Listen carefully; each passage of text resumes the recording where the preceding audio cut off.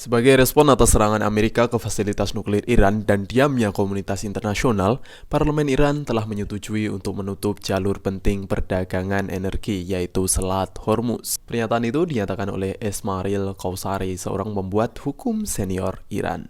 Selat Hormuz adalah jalur lewatnya 20% minyak di dunia ini. Pada hari pertama perang antara Iran dan Israel kemarin saja, harga minyak langsung naik sebesar 18%. Dan jika selat benar-benar ditutup, analisis memperkirakan harga minyak yang pada hari Jumat sekitar $77 bisa naik menjadi lebih dari $100.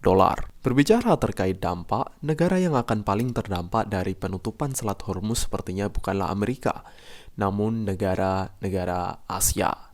Perlu diketahui, Iran memproduksi sekitar 1 juta barel minyak per harinya dan sekitar 90% minyak yang diproduksi tersebut dikirim ke China. Dan negara Asia lainnya juga ketergantungan pada selat ini. Hampir setengah minyak yang dipakai India dan Korea Selatan diperoleh melalui Selat Hormuz.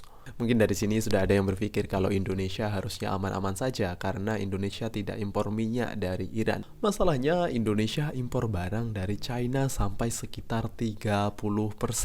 Sedangkan China sebagai pusat manufaktur dunia menyerap 90% minyak yang diproduksi Iran. Maka dengan mudah kita dapat simpulkan jika harga minyak naik karena blokade ini, maka biaya produksi Cina juga akan naik. Dan jika harga produksi naik, maka kemungkinan besar harga barang akan dibebankan kepada konsumen. Dan kita, warga Indonesia, seperti yang kita bilang tadi, termasuk konsumen dari produk-produk buatan China. Itulah juga mungkin sebabnya kenapa Sekretaris Negara Amerika Marco Rubio meminta ke China agar mendorong Iran tidak menutup selat tersebut. Karena Amerika juga takut kalau harga barang menjadi naik. Ya, mari kita tunggu saja respon dari China, apakah mereka mau menerima atau tidak. Pertanyaan utama kita hari ini adalah, berani dan bisakah Iran menutup Selat Hormuz? Iran tidak akan bisa menutup Selat Hormuz dalam waktu yang lama. Mungkin untuk beberapa saat, Iran bisa menutup Selat Hormuz.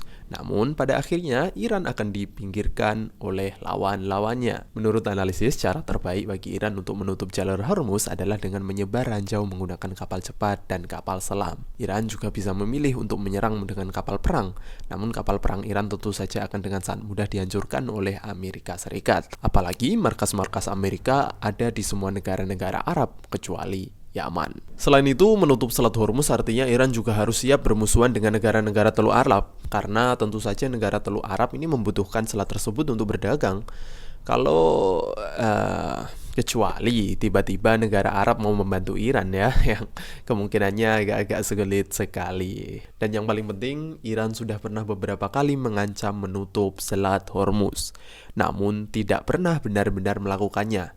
Yang paling mendekati adalah pada perang Irak dan Iran pada tahun 80-an, di mana Iran berhasil memburu kapal Kuwait yang membawa minyak Irak. Dan akhirnya Amerika pada waktu itu mendampingi kapal-kapal tersebut. Dan sebelum kita tutup, perlu diketahui bahwa keputusan final penutupan selat ini ada di tangan Dewan Keamanan Tertinggi Iran. Jadi masih ada kemungkinan tidak ditutup ya. Dan saya lebih percaya selat ini tidak akan pernah ditutup. Wallahualam, itu saja untuk sekarang. Bantu follow dan like akun ini agar tidak ketinggalan. Saya Ilham Wijaya, hidup perjuangan.